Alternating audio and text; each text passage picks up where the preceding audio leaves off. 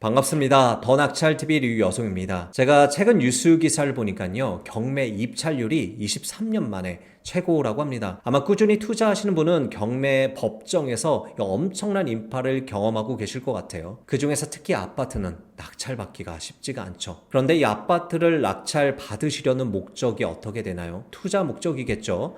낙찰받고 매도해서 수익 실현하는 거겠죠. 아마 실거주 때문에 경매 접근하시는 분들은 그렇게 많진 않으실 겁니다. 그런데 말입니다. 매도하고 수익 실현하는 게 목적이라고 하면 꼭 경쟁이 심한 아파트에만 집착할 이유가 전혀 없습니다. 오히려 이런 시장에서 돈을 버시는 분들은요, 경쟁이 덜한, 관심이 없는 오래된 주택으로도 충분히 돈을 벌고 계세요. 그런데 이런 노후된 주택을 보면 어떤 생각이 나나요? 벌써 한숨이 나오기도 하죠. 어떻게 접근해야 할지도 모르겠고요.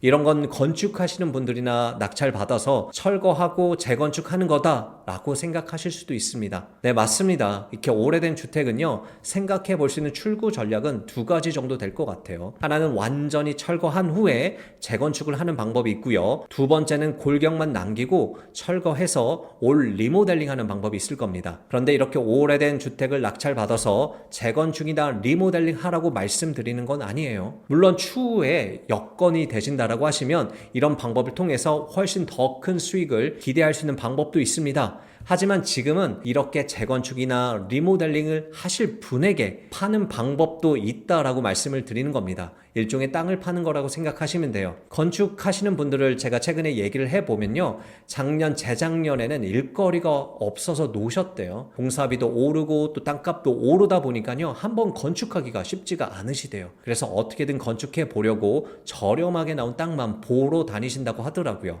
하지만 호가만 있지 저렴하게 살 수 있는 방법이 많이 없어서 힘들다고 하시더라고요. 그래서요, 시장에 이런 수요가 있기 때문에 노후주택을 낙찰 받아도요, 매도가 가능하다고 말씀을 드리는 겁니다. 남들이 관심 없어하는 물건을요, 충분히 저렴하게 낙찰 받으신 다음에 시장에 나와 있는 물건보다 조금만 저렴하게 매도를 한다라고 하면요, 빠른 매도와 함께 또 충분한 시세 차익도 가져가실 수 있습니다. 그런데 이 아파트와 달리 이런 물건들은 어떻게 접근해야 할지 잘 모르시겠죠. 그래서 오늘은 제가 이런 물건들은 어떤 관점을 가지고 봐야 하는지 최근에 낙찰된 물건을 토대로 몇 가지 포인트 말씀드리려고 합니다. 이 물건은요, 저희 회원님 중에 한 분이 입찰하실까 고민하셨던 물건입니다.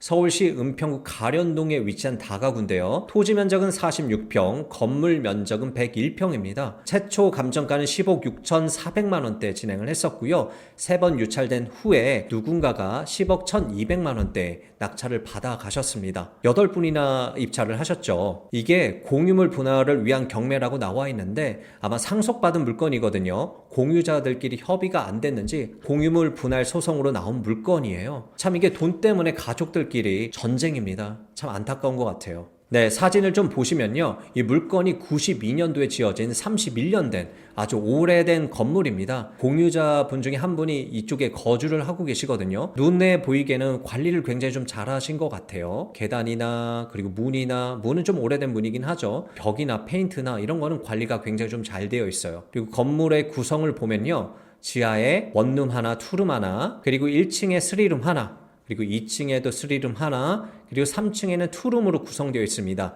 이게 5세대로 되어 있죠. 하지만 요즘 다가구요, 전세 놓기가 쉽지가 않습니다. 이런 구옥은 더 하겠죠. 그러면 월세로 세팅을 해야 되는데 5세대밖에 없다 보니 수익률이 거의 안 나옵니다. 제가 간단히 계산을 좀 해봤는데 이런 물건은 신탁 말고 근저당 대출을 받으셔야 하거든요. 그럼 보증금 회수되고 나면 나의 실투자금은 4억 5천이나 묶이고요. 그리고 이자 제외하고 순수익은 50만 원 정도밖에 안 남습니다. 내 투자금이 4억 5천이나 묶이는데 매월 나한테 순수익이 50만 원밖에 안 되는 거예요. 조금 아쉽죠. 왜냐하면 투자금 4억 5천이면 훨씬 더 큰 수익률을 기대할 수 있는 물건들이 굉장히 많이 있거든요. 그래서 입찰하신 분들이 현재 상태대로 운영하려고 입찰하신 건 아닐 겁니다. 제가 낙찰 받은 사람을 보니까요, 공유자분 중에 한 분이시더라고요. 직접 입찰을 하신 것 같아요. 이건 그냥 공유자 우선 매수 신고를 하셨다라고 하면 9억 5천에 낙찰 받아가실 수 있었을 텐데 왜 그러셨을까요? 아마 경매에 대해서 잘 모르셔서 그러신 것 같아요. 그래서 경매 투자를 안 하시더라도 경매에 대해서 충분히 알고 있다라고 하면요, 내 자산을 지킬 수 있는 방법 중에 하나인 것 같습니다. 경매 공부 꼭 하시길 바라겠습니다. 자, 위치도 제가 잠깐 볼게요. 위치가요, 나쁘지가 않아요. 이 연신내역에서 도보로 걸어갈 수 있는 위치거든요. 걸어가면 한 9분, 10분 정도 걸리고요. 그리고 이 연신내역이 상권이 굉장히 잘 발달되어 있어요. 학원가도 굉장히 발달되어 있고, 그리고 이 연신내역이 6호선과 3호선이 지나는 더블 역세권인데, 그래서 주요 일자리까지 가는데 괜찮습니다. 근데 여기에 뭐가 들어오죠? GTX가 들어옵니다. 그럼 강남 접근성이 월등히 좋아지겠죠. 입지가 엄청 좋아지는 곳이라고 보시면 됩니다. 그래서 이 연신내역 인근으로 재개발이 많이 진행 중에 있어요. 관리처분 인가까지 난 재개발 구역도 있고요. 공공재개발에 역세권 재개발도 있고 모아타운도 있고 여러 가지 많이 있죠. 그래서 여기가 입지도 좋아지고 인프라도 좋아지는 괜찮은 곳이라고 보시면 됩니다. 그런데 이 물건이 좋은지 안 좋은지 우리가 어떻게 알 수가 있을까요? 네, 그 방법을 제가 이제부터 좀 알려드리려고 합니다. 자, 우선 재건축을 전제로 땅을 본다는 생각으로 보셔야 되는데요. 땅의 기본은요, 어떤 건물을 어느 정도의 규모로 지을 수 있는지가 중요합니다. 그래서 어떤 건물을 지을 수 있는지에 따라서 땅의 가치가 달라진다라고 보시면 됩니다. 그래서 우리가 봐야 할 것이 세 가지인데요. 그 첫 번째가 용도 지역입니다. 어떤 토지든 하나의 용도 지역이 지정이 됩니다. 이 용도 지역을 보면 이 건폐율이 있고요. 용적률이 있습니다. 어떤 용도 지역이냐에 따라서 건축물의 높이 그리고 이 규모가 달라진다라고 보시면 돼요. 그래서 이 토지의 가치를 좌우지하는 것이 용도 지역입니다. 확인은요, 토지 이음에서 하실 수가 있어요. 토지 이음에서 해당 필지를 조회를 해보시면 되는데, 오늘 물건은요, 도시지역의 제2종 일반 주거지역이라고 보시면 됩니다. 그리고 건폐율, 용적률을 클릭을 하시면 해당 물건의 건폐율과 용적률이 나옵니다. 건폐율은 60%이고 용적률은 200%입니다. 토지가 100평이라고 하면요, 건폐율이 60%이면 건축 면적, 바닥 면적은 60평으로 올라간다라고 보시면 돼요. 그리고 용적률이 200%니까요. 전체 건물 층마다의 면적이 200평 정도인 거죠. 그리고 층당 최대 60평으로 지을 수 있으니까요. 3층 조금 더 올라간다라고 하면 한 4층까지 올라갈 수 있는 거죠. 이렇게 보시면 됩니다. 두 번째로 보셔야 하는 게 도로입니다. 건축이 가능하려면 이 도로가 접한 토지여야 합니다. 맹지라고 들어보셨죠? 도로가 안 붙은 땅이죠. 이 맹지가 왜 가치가 떨어지죠? 건물을 지을 수 없기 때문에 그렇습니다. 건축법에 의하면요, 건축 허가를 받으려면요, 최소한 너비 4m의 도로가 있어야 하고요. 그리고 이 도로에 접한 땅이 2m 정도 있어야 됩니다. 이거를 접도 의무라고 합니다. 예전 구도심에 가보시면 골목 사이로 4m가 안 되는 아주 좁은 도로에 건축물이 올라가 있어요. 왜냐하면 예전에는 3m 도로만 있어도 건축 허가가 가능했기 때문에 그렇습니다. 그런데 현재는 건축물이 있다 하더라도요, 4m가 안 된다라고 하면 다시 재건축할 때 4m에서 부족한 만큼 내 토지 지분을 도로로 내줘야 합니다. 그걸 건축선 후퇴라고 하거든요. 그런데 그만큼 어떻게 돼요? 건축물이 작아지는 거죠. 그리고 제가 2m 이상 접해야 한다고 말씀을 드렸는데요. 현실적으로는 3m 정도는 접해 있어야 합니다. 왜냐하면 건축 허가가 나오려면 주차장도 굉장히 중요한데 2m 안에는 차가 진입하기가 쉽지가 않습니다. 그래서 결론적으로 말씀드리면 도로 너비는 4m 이상이어야 하고요. 접하는 부분이 3m 이상일 때만 투자 가치가 있다라고 보시면 됩니다. 세 번째는요, 일조권 사선 제한입니다. 우리나라에서는 이 햇빛을 받을 권리가 있어요. 일조권이라고 하죠. 건축법에서도 이 기준에 부합하도록 건축물의 모양 제한을 하고 있습니다. 여기서 나온 것이 일조권 사선 제한이라고 보시면 돼요. 건축물을 지을 때 인근 건물의 일조권을 지키기 위해 이 높이를 제한하는 방법입니다. 예를 들어서요, 여기 A주택과 B주택이 있습니다. 이쪽이 남쪽이고 이쪽이 북쪽입니다. 이 B주택이 굉장히 오래돼서 재건축을 해야 됩니다. 근데 재건축을 했는데 이렇게 높게 한 겁니다. 그럼 A주택은 어때요? 햇볕을 거의 받을 수가 없겠죠? A주택 사는 사람 기분이 어떻겠어요? 굉장히 화가 날 겁니다. 그래서 정북 방향으로 인접한 대지의 경계선으로부터 일정 간격을 두고 건축 허가가 나오게 되어 있습니다.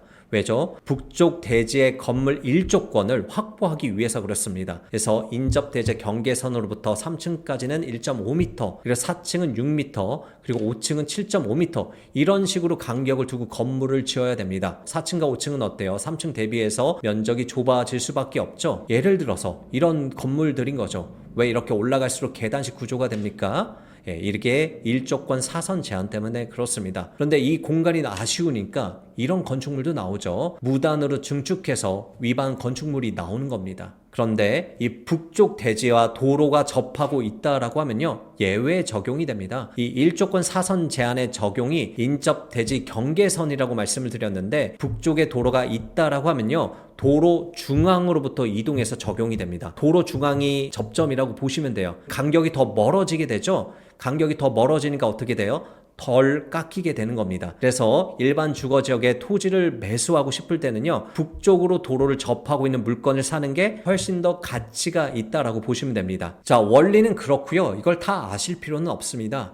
건축물이 어떻게 올라갈 수 있는지는요, 건축사무소에 전화를 해서 확인을 한번 하셔도 되고요. 그리고 요즘은 프로그램도 굉장히 잘 나와 있어요. 랜드북이란 사이트에 들어가서 해당 필지를 입력하시면 되는데, 제가 보여드릴게요. 자, 이렇게 랜드북이란 사이트에 들어가서 해당 필지를 입력을 하게 되면 대략적인 조감도를 확인을 할 수가 있습니다. 이렇게 신축 분석이라는 클릭을 하면 건물 모양이 나오죠. 조감도가 나오죠. 어때요? 북쪽 방향으로 꺾여서 이렇게 들어가는 거죠. 3층까지는 괜찮은데 4층, 5층이 굉장히 좁죠. 왜죠? 저희 건물이 북측에 도로를 끼고 있는 게 아니라 남쪽에 도로를 끼고 있어서 그렇습니다. 반대로 건너편에 있는 북쪽 도로를 끼고 있는 건물도 한번 확인을 해볼게요.